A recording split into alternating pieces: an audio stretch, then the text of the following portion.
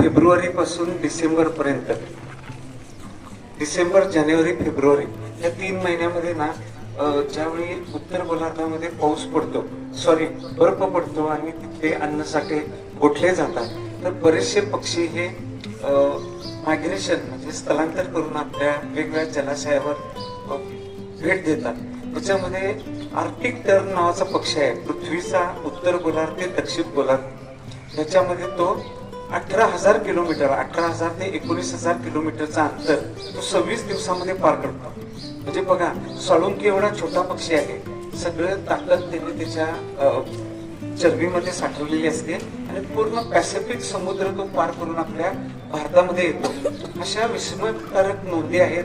आणि तुम्ही म्हणाल की पक्षी निरीक्षण आणि नोंदीचा आपल्या जीवनामध्ये उपयोग काय, तर अभ्यासामध्ये तुम्हाला जे एकाग्रता लागते, जे पेशन्स लागतात, त्याच्यानंतर निसर्गातले जे कुतूहल आहेत, का, कसे, केव्हा, कधी, कुठे, हे 6 क आहेत, त्याची तुम्हाला उकल होते.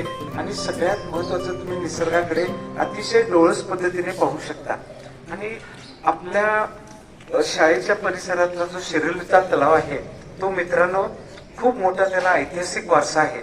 पण आता बघितलं आपण गेल्या 10-15 वर्षामध्ये त्याचं इव्हॅपोरेशन झालेलं आहे, विट्रिफिकेशन झालेलं आहे. तिथे जी फॉरेन बॉडी आहे, खूपशी जे ॲक्वॅटिक वीड आहे ते त्याच्यामध्ये मोठ्या प्रमाणात वाढलंय आणि त्यामुळे तिथे पक्ष्यांची जी संख्या आहे ती मोठ्या वेगाने कमी होते.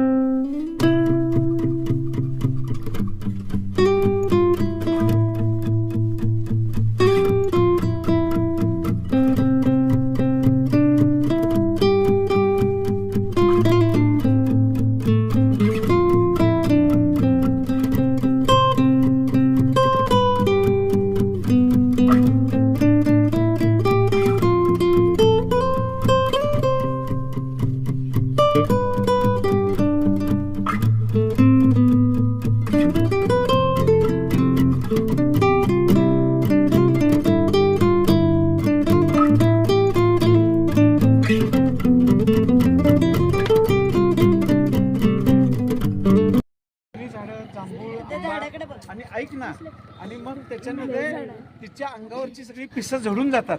म्हणजे संपूर्ण निष्पर्ण बॉडी, एकही अंगावर केस नसतो. आणि मग बाहेरून नर तिला सापाची पिल्ली, बेडूक, सरडे, पाली, साप, हे असे फळं, जवळजवळ 26 प्रकारची फळं पिल्लांना भरवतो. मग मादी आणि पिल्लं ती परत मोठी होतात, तिच्या अंगावर पिसं येतात आणि त्यानंतर ती घरटं फोडून बाहेर येते. आणि त्यांना फार्मर ऑफ द फॉरेस्ट का म्हटलं जातं, त्यांच्या विष्ठेतून बीजप्रसार होतो.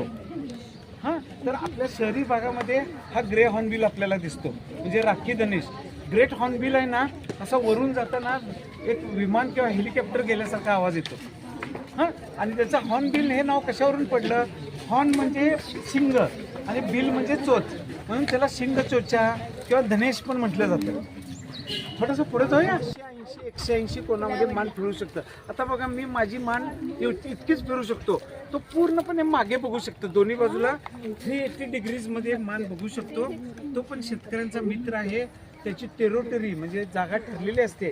आणि तो रोडंट कंट्रोलर आहे, म्हणजे एक्सक्लुसिव्हली उंदरांवर तो त्यांच्या संख्येवर नियंत्रण ठेवतो. त्यामुळे तो आपला मित्र आहे का शत्रू आहे? मित्र आहे. आणि आपण मात्र तो बघितल्यानंतर पेपर वाईट जाणार, काहीतरी वाईट घडणार, पण ते सरस्वतीचं वाहन आहे. निसर्ग चक्रामध्ये शेतकऱ्यांचा तो खऱ्या अर्थानं मित्र आहे. त्यामुळे जुन्या झाडाच्या ढोल्या वगैरे त्याला खूप आवडतात.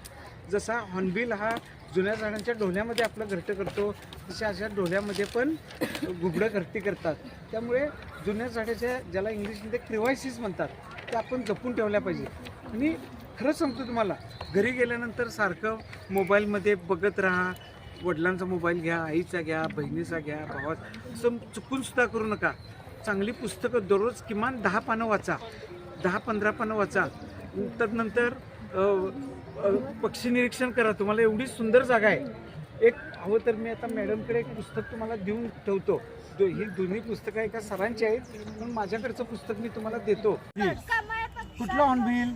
ग्रे हॉर्नबिल राखी धनेश हा वेडा राघू ओके हा कमल पक्षी हा धोबी म्हणजेच धोबी हा हा बरोबर साधू बगळा हा कॉमन फूड बरोबर सनबर्ड बरोबर हा फॅन्टेल फ्लाय कॅचर नाचन तू दिदी कुठलं लिहिलंस वॅक्टेल म्हणजे धोबी मोठा धोबी उतारी हा हा किंगफिशर परत तेच सांगताय एकदम मराठीत सांगताय की नाही इंग्लिश मध्ये सांगताय सँड पायपर अगदी बरोबर हा आणि तुम्हाला सगळ्या प्रयत्न करावे लागतात तसे ह्याला 9 ते 11 प्रयत्न करावे लागतात एक मासा मिळवण्यासाठी आणि तो ज्यावेळी बुडी मारतो त्यावेळी तो ह्याच्यामधून पकडतो चोचीमध्ये आणि शेपटीकडून खायला सुरुवात करतो म्हणजे ते खवले त्याच्या गळ्याला लागत नाहीत किंवा कापत नाहीत म्हणजे निसर्गानं ना प्रत्येक प्राण्याला पक्ष्याला एक वरदान दिलंय पण तुम्ही इतकं मायन्यूट ऑब्झर्वेशन केलं पाहिजे की अरे तुमच्यातून एक चांगला शोध निबंध तयार होईल आणि तो शेपटी आपटणारा एक बसलाय वर तो मॅडम हे आहे वॅक्टेल ज्याला धोबी पक्षी